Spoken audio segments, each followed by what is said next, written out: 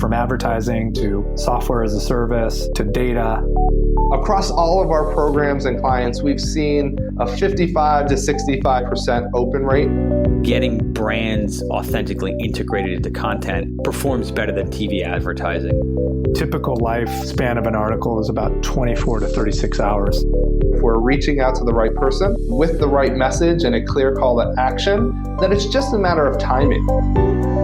Welcome to the MarTech Podcast, a Ben J. Schaap LLC production. In this podcast, you'll hear the stories of world-class marketers that use technology to drive business results and achieve career success. We'll unearth the real-world experiences of some of the brightest minds in the marketing and technology space so you can learn the tools, tips, and tricks they've learned along the way.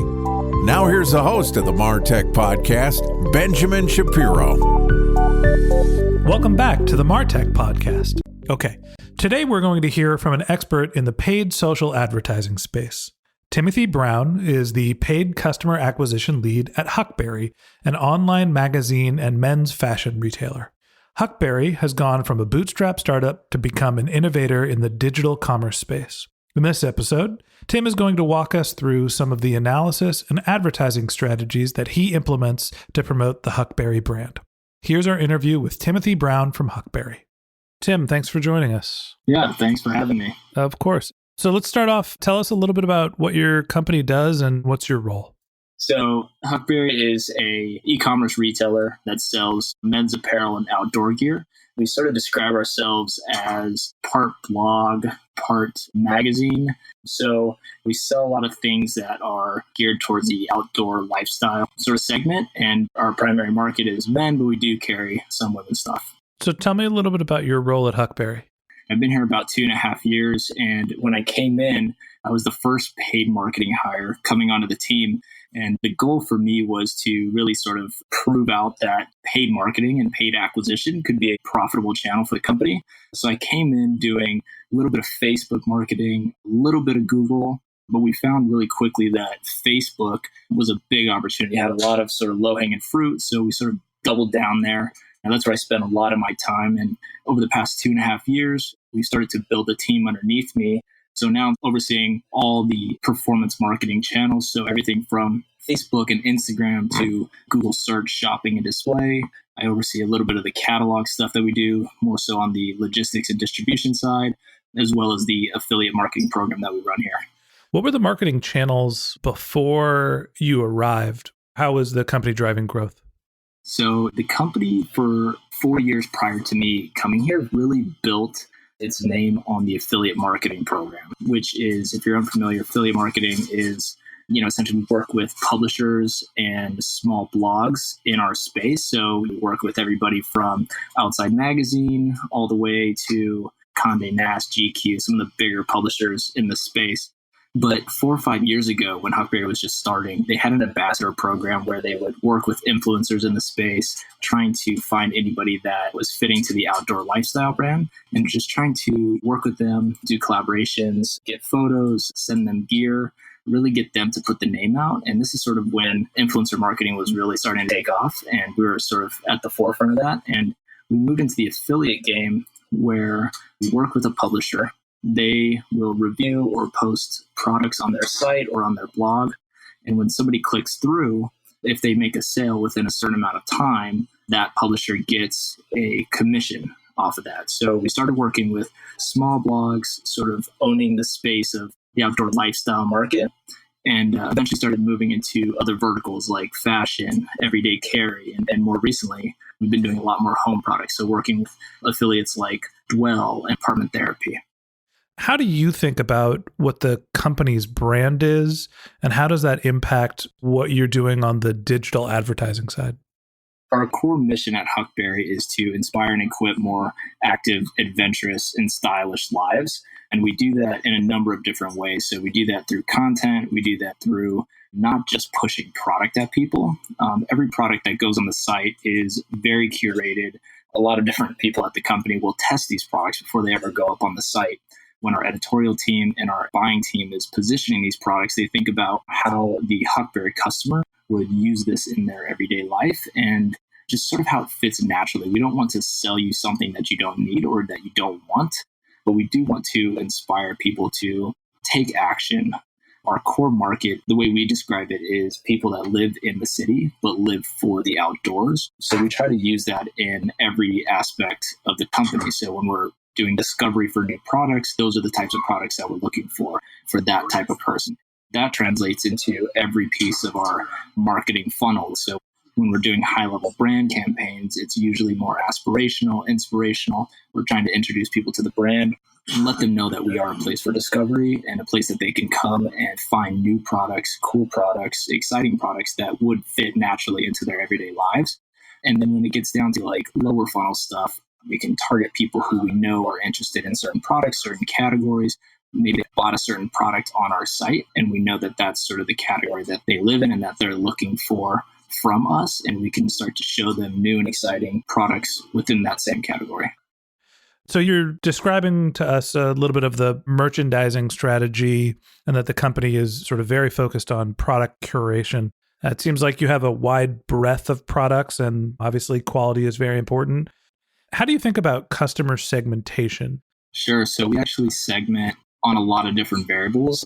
We try to build personas based on the different verticals that we sell. There's the sort of the tactical guy that has maybe a military background and they buy a lot of everyday carry. They buy pocket knives and flashlights and that type of product.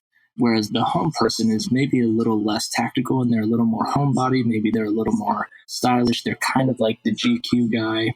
And one thing we found that was interesting was there was a lot of overlap when we first started running these analysis a few years ago. And as we've gotten bigger, as we've done a little more acquisition outside of our core customer, we found that there are sort of quintessential products that the outdoor guy will purchase versus the everyday carry. And then there's the different products that are sort of fitting for almost any category. How do you go about conducting that type of analysis?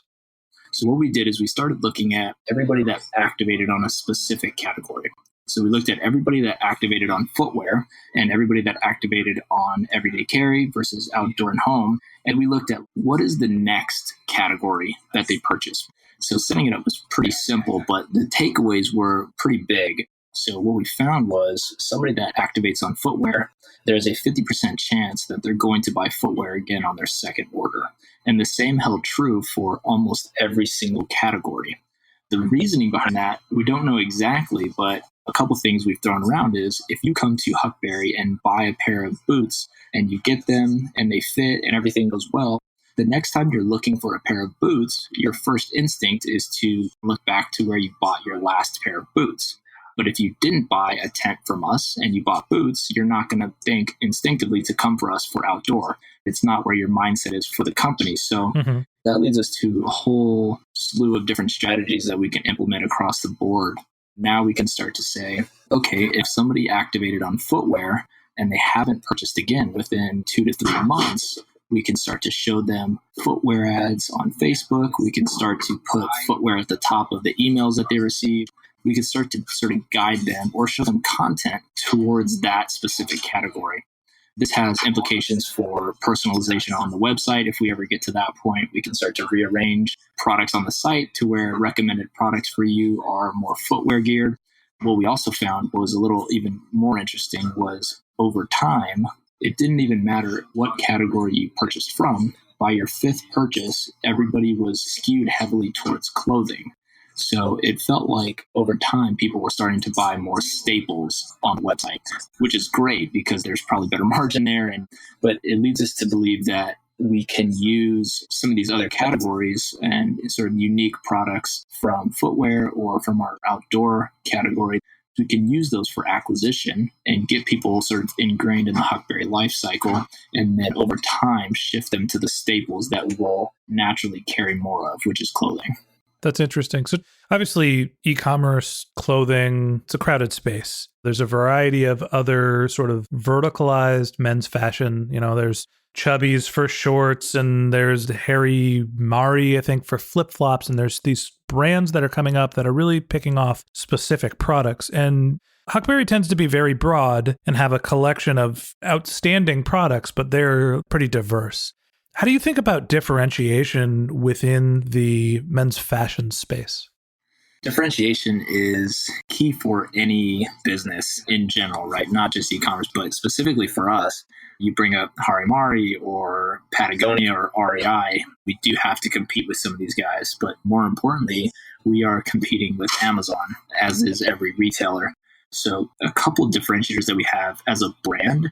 By nature, we are storytellers. So if you were to ever receive our email or look at the products on the site, one thing we do really well is we tell the stories of these brands. We do not just push product at people.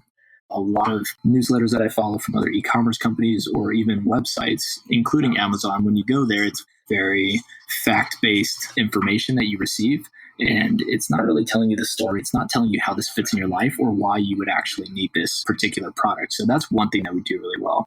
The other sort of big differentiators for us is going to be anything that we can do to be exclusive or have some sort of better deal. So our buying team is working on negotiations for some sort of window to have a discount on a particular product.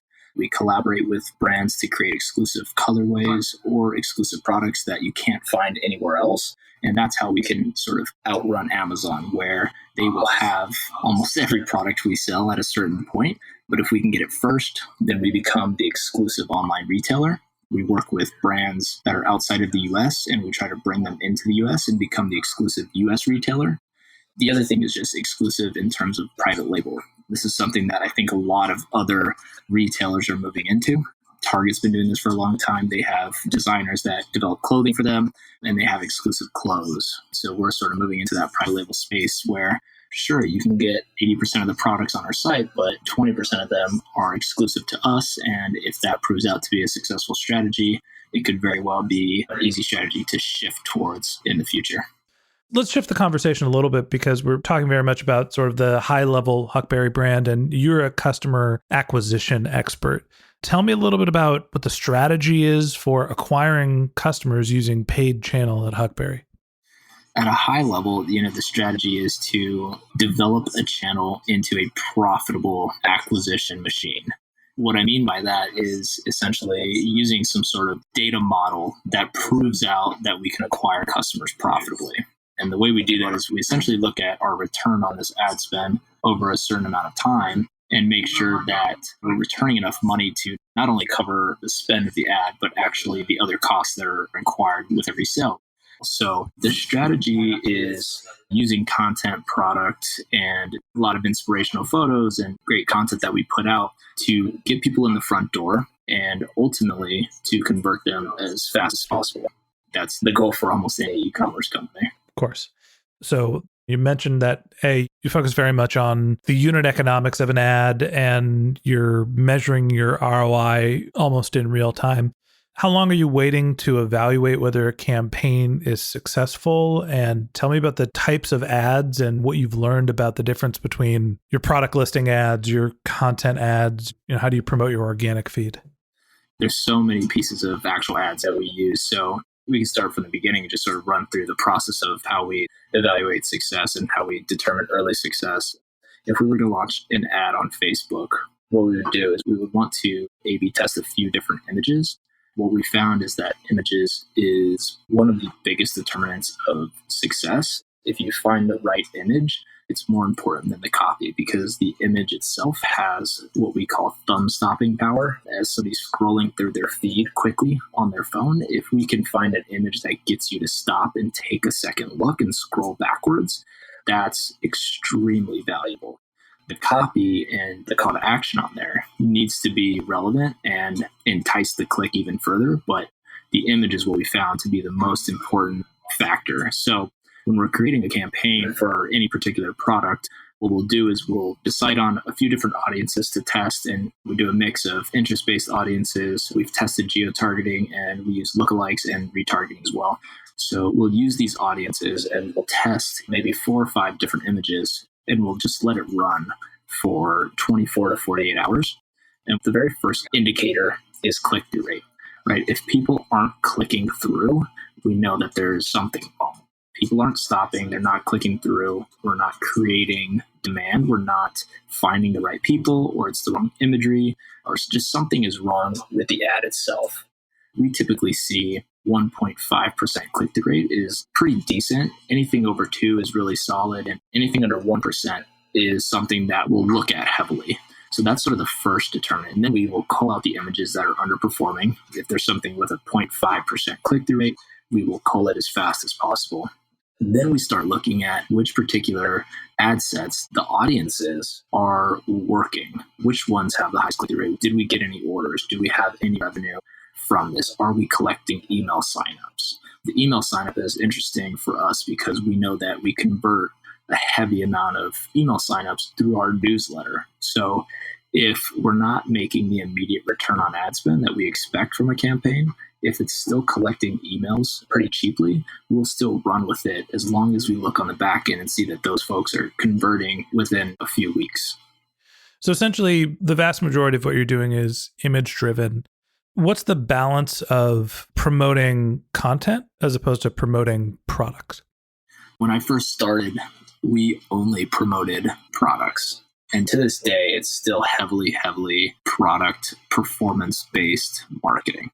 But we are shifting into more content-focused and more high-level brand-focused advertising. So we still do a lot of product-focused ads to try and drive acquisition, but we use content heavily as a big retention strategy.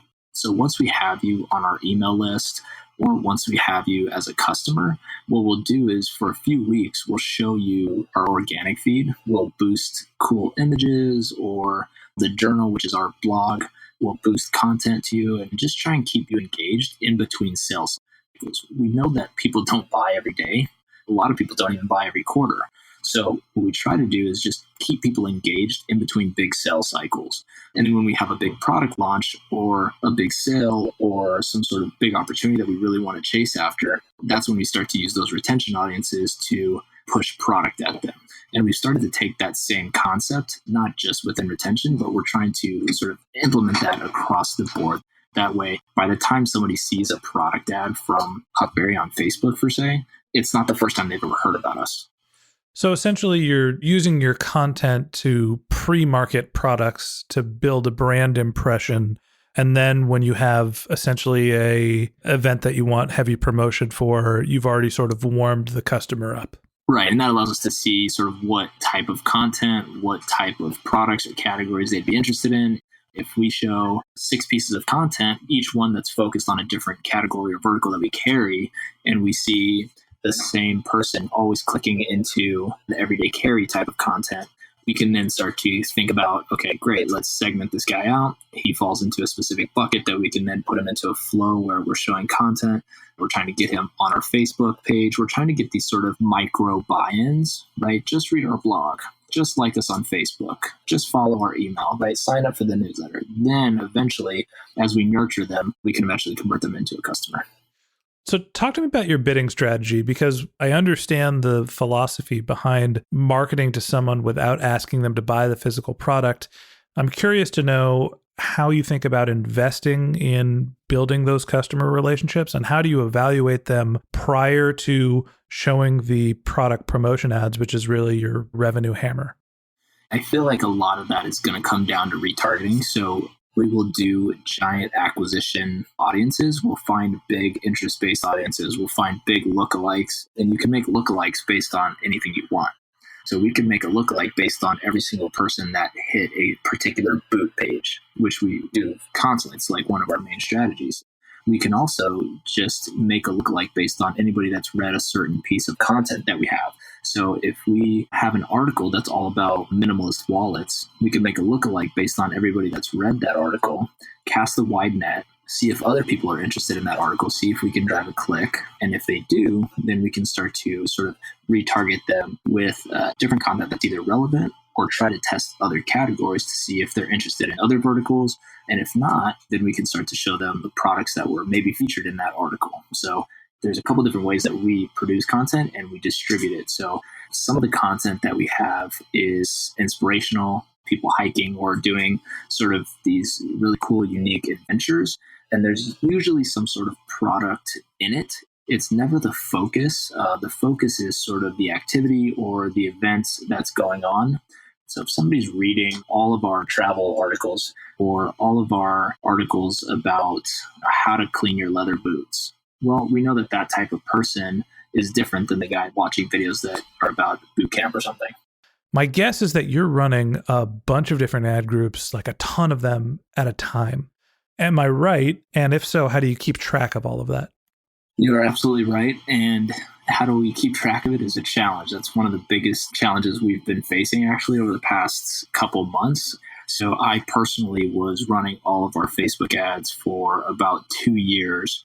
And late last year, we actually hired somebody to come in and take over Facebook specifically to do just that. So they spend, call it 80% of their time in the ads manager. And we're still, I think, at a place where we do everything manually. And I'm not sure that we're in a place where we would need an automated tool, but we've come up with a couple ideas. If we could find a tool that would automate some of these things, would make our lives easier. And Facebook does have some of the automation that we would want out of a specific tool or an agency. And it's really more about the tiny optimization. So running a lot of different ad sets is difficult only because you have to go in and find which ones are working. And you have to go in and call out images, and you have to go check comments on these ads. And you got to make sure that they're performing the way they should be overall, but also diving really granular and seeing, is there an opportunity to call out a specific age group, or is women performing better than men on this particular ad group? And if so, why? And how do we take advantage of that? So it's a lot of tiny, tiny tweaks. And that's sort of like who you want running a digital channel, is somebody that sort of nerds out on making these tiny optimizations and seeing how it affects the larger picture. Okay, that wraps up this episode of the MarTech Podcast.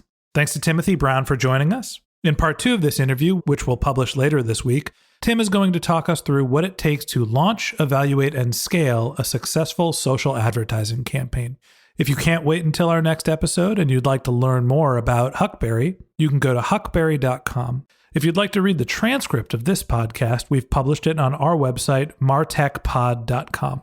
If you're a subscriber to the MarTech Podcast, thank you. We want you to feel like a member of our community, so if you have any questions, comments, or if you'd like to be a guest on our show, feel free to reach out to me directly at podcast@benjshap.com or on LinkedIn or Twitter. Our handle is @benjshapllc. If you haven't subscribed yet and you want a weekly stream of marketing and technology knowledge in your podcast feed, in addition to part 2 of our episode with Timothy Brown from Huckberry, we've got some great episodes lined up for you in the next few weeks. So if you're interested in learning about product search ads, growth hacking, and B2B marketing, hit that subscribe button in your podcast feed. Okay, that's all for today, but until next time, my advice is to just focus on keeping your customers happy.